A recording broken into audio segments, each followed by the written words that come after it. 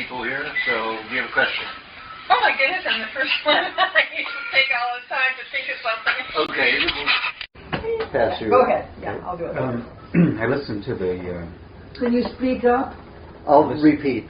to the DVDs talked about The workshop DVDs? yes, Okay. yes, about parasites aiding and cleaning. Mm-hmm. I wonder, is that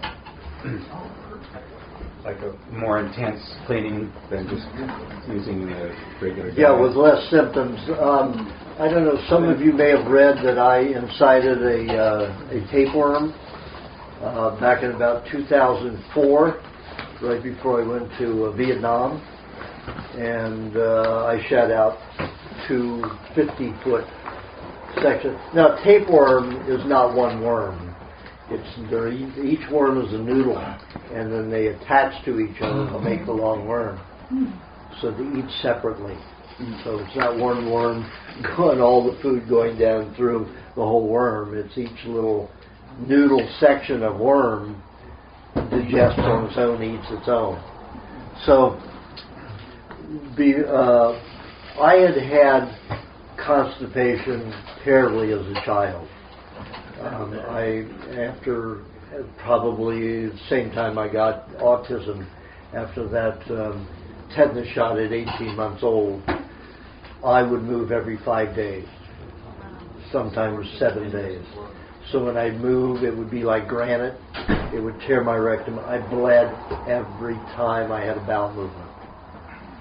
And sometimes it would drip blood from the tears in my rectum. So by the time I was 21 years old, I had 1 inch to an inch and a half fibroid as a rectum. So it was all scar tissue.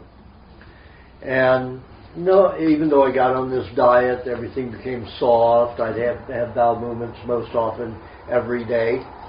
And everything was pretty good. I would still tear because it was scar tissue. And I would still bleed. So I thought about the African children who get the tapeworm. They're only ones that are fed aid, not AIDS, but aid food, which is cereals and powdered milk. And those are the worst foods you can feed anybody, according to Pottinger's work with cats. Found that they got 2,300 diseases from eating powdered milk and those toxic cereals. And the cereals are fried in hydrogenated vegetable oils, which is plastic fat. When you hydrogenate an oil, you know, they told you the safflower oil is good, stop eating butter. It was an absolute lie. Because when you hydrogenate, that's a aeration process with a heat process, and it causes the oil to turn into a liquid plastic. If you continue the hydrogenation for hours, you're going to get solidified plastic. That's how plastic is made. You take petroleum oil, usually, you do it with that, but you can do it with any oil. So when you hydrogenate vegetable oil, trans fatty acids mean plastic oil. They say plastic fat, but oil is not fat. Only our bodies make oils into fats, into cholesterol. Those are true fats. Oils are not fats. So when you have those plastic oils in the body, they jam the body. Your body cannot digest them, cannot process them at all.